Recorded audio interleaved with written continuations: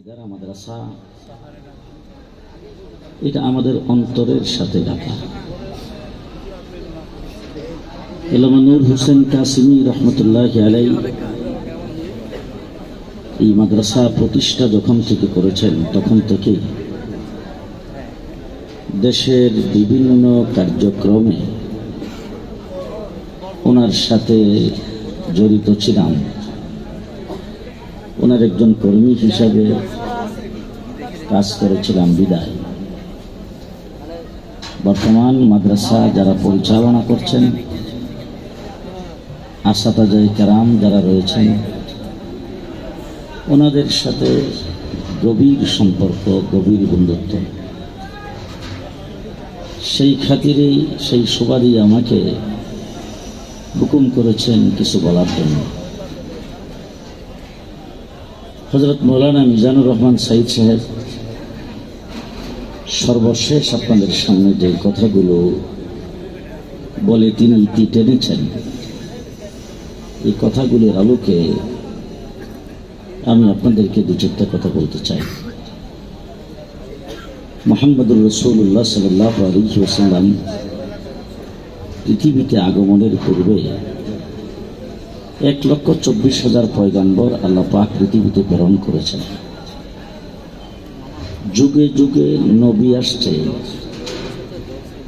নবীদের মধ্যে আল্লাহ তাবারক ওয়া তাআলা 100 সহিফা নাজিল করেছিলেন। আসমানি 4টা বড় কিতাব নাজিল করেছেন।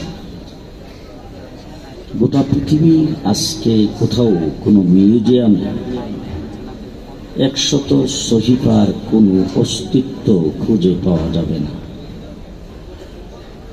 আজকের দিনে পৃথিবীতে জবুর কিতাবের কোনো অস্তিত্ব নাই। ইহুদিরা মূসা আলাইহিস সালামের উম্মতের দাবিদার, কিন্তু তারাও হযরত মূসা আলাইহিস সালামের কাছে যে তাওরীত কিতাব নাজিল হয়েছিল তার সঠিক কপি আজকের পৃথিবীতে কোনো ইহুদি সম্প্রদায় দেখাইতে পারবে না। আমার নবী মুহাম্মদুর রাসূলুল্লাহ সাল্লাল্লাহু আলাইহি ওয়াসাল্লামের মাত্র 500 বছর আগে হযরত ঈসা আলাইহিস সালাম পৃথিবীতে আগমন করেছিলেন।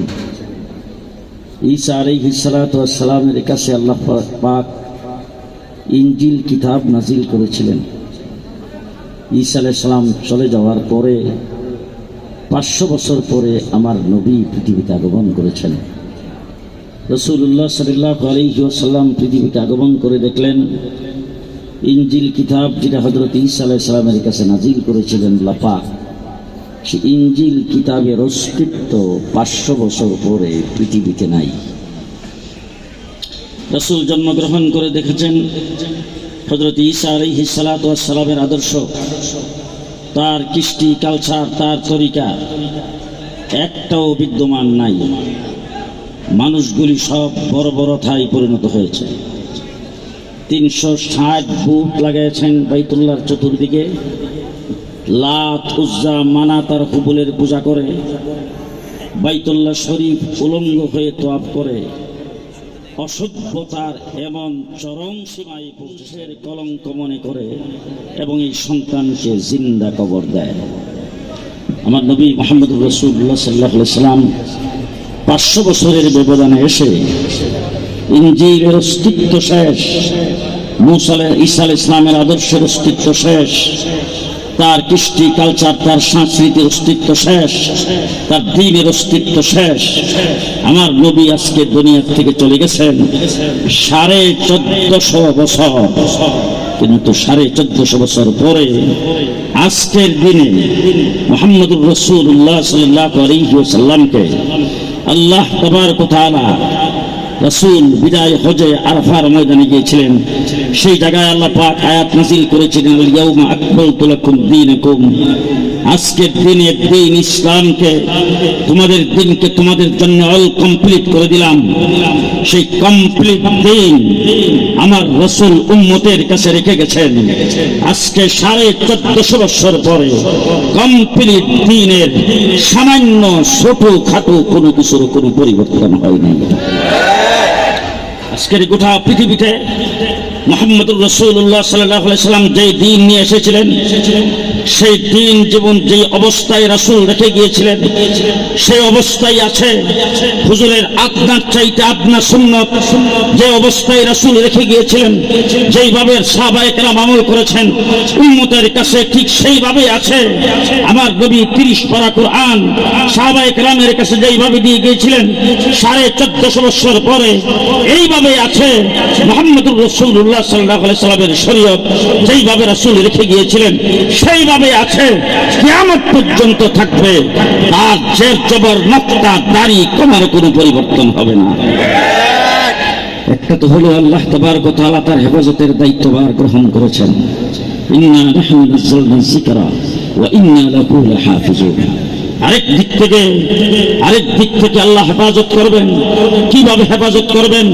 মুহাম্মদুর রাসূলুল্লাহ সাল্লাল্লাহু আলাইহি সাল্লামের পূর্বে যত নবী পৃথিবীতে আগমন করেছেন সমস্ত নবী দুনিয়া থেকে যাওয়ার সময় বলেছেন আমার পরে নবী আসবে, আমার পরে নবী আসবে, আমার পরে নবী আসবে।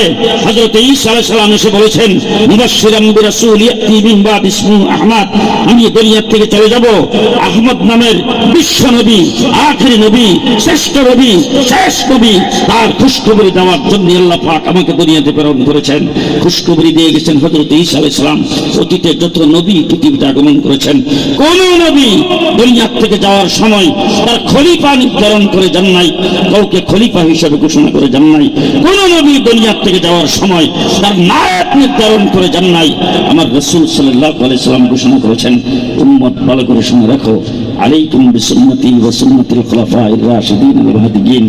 আমি দুনিয়া থেকে চলে যাব, আমার পরে খুলাফায়ে রাশিদিন হবে। দ্বীন ইসলামের ব্যাপারে মাসলা মাসাইলের ব্যাপারে যতটুকু সিদ্ধান্ত আমি দিয়ে গেলাম আমার খুলাফায়ে রাশিদিন এই উম্মতের মাসলা মাসাইলের ব্যাপারে যে সিদ্ধান্ত দিবেন আমার তামানা উম্মতের জন্য যেমন জরুরি খুলাফায়ে রাশিদিনের তামানাও তেমন জরুরি। আমার তার যে ফজিলত খুলাফায়ে রাশিদিনের সেই ফজিলত রাসূল বলেছেন ইন্নাল উলামা ওয়ারাসাতুল আম্বিয়া। আমি দুনিয়া থেকে চলে যাব, আমার পরে আর কোন নবী আসবে না, আমার পরে আমার এই উম্মতের উলামায়ে কেরাম শুধু আমার নায়েব নয়, আদম থেকে আমি পর্যন্ত সকল নবীদের নায়েব। মুহাম্মদুর রাসূলুল্লাহ সাল্লাল্লাহু আলাইহি ওয়াসাল্লাম আজকে 1450 বছর হয়েছে চলে গেলেন। হুজুর আকরাম সাল্লাল্লাহু আলাইহি ওয়াসাল্লামের সেই দিন বাড়বেও না কমবেও না, আল কমপ্লিট। আল্লাহর নবী সেই কমপ্লিট দিন আমাদের মাঝে রেখে গেছেন। সেই কমপ্লিট দিন সাহাবায়ে কেরাম থেকে শুরু করে আজ পর্যন্ত আছে। আমার নবী পৃথিবী থেকে চলে যাওয়ার পরে সর্বপ্রথম খলিফাতুল মুসলিমিন আমিরুল মুমিনিন হয়েছেন হযরত আবু বকর সিদ্দিক। যাকাতকে যখন কিছু লোক অস্বীকার করেছেন, মুসাইলামাতুল কাযযাব যখন নবুয়তের দাবি করেছেন, তখন আবু বকর সিদ্দিক বলেছেন আয়ানকুসুদ্দিন ওয়া আনা হাইয়ুন, আমি জিন্দা থাকতে দ্বীনের সামান্যতম ক্ষতি হবে সেইটা আবু বকর সিদ্দিক বরদাস্ত করবে না। ঠিক তেমনি করে আবু বকর সিদ্দিক থেকে শুরু করে আজ পর্যন্ত আসছে আমাদের আকাবের দিন, আমাদের বুজুর্গানের দিন, দ্বীনের ব্যাপারে যে কোনো দিক থেকে মাসলা মাসাইলের উপরে যে আক্রমণ করেছেন, দ্বীনের আমল আখলাকের ব্যাপারে আক্রমণ করেছেন, ঈমানের ব্যাপারে আক্রমণ করেছেন, চতুর্দিক থেকে যত প্রকারের আক্রমণ আসছে সমস্ত আক্রমণের মোকাবেলা করেছেন, একটাকেও বিনা চ্যালেঞ্জে ছেড়ে দেন নাই। শেষ কথা বলতে চাই, আমরা উলামায়ে কেরাম রাসূলুল্লাহ সাল্লাল্লাহু আলাইহি ওয়াসাল্লাম কমপ্লিট দিন আমাদের কাছে দিয়ে গেছেন। কিয়ামত পর্যন্ত কোনো নবী আসবে না, দিন ইসলাম কমপ্লিট। তার মধ্যে বাহির থেকে কোনো কিছু সংযোজন করার অবকাশ নাই, ভিতর থেকে কোনো কিছু কাটছাট করে বের করার অবকাশ নাই। সুতরাং এই দিন যাতে কেউ ভিতর থেকে বের করতে কিছু না পারে, দিনের বাহির থেকে কিছু যাতে ভিতর ঢুকাইতে না পারে, এই জন্য এই দিনের পাহারাদারের দরকার।